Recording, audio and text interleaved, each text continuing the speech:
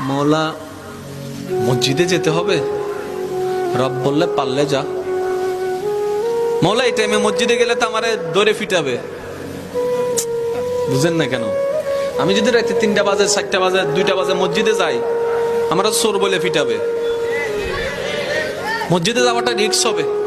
রব্বে করিম বলে মসজিদে না পারবি না, আল্লাহ পারবো না, তাহলে যা ঘরে যা, যাই নামাজ বিছা। বলে যে যাই নামাজ বিছালে তো বউ বুঝে ফেলবে আমি বাটপারি করছি। কথা বলেন না কেন?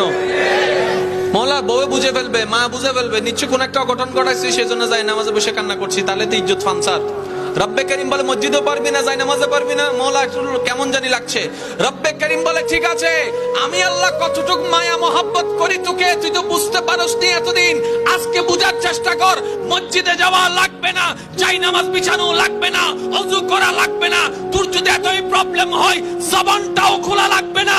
মন থেকে তুই একবার আমাকে ডাক দে, একবার ডাক দে, একবার বল রহমান মাফ করে দাও, রহিম মাফ করে দাও। তোর মনের অবস্থা আমি রব্বে করিম শুনে, ইন্নাল্লাহ ইয়াগফিরুজ যুনুবা জামিয়া, তোর সারা জীবনের গুনাহকে মাফ করতে রাজি। সুবহানাল্লাহ।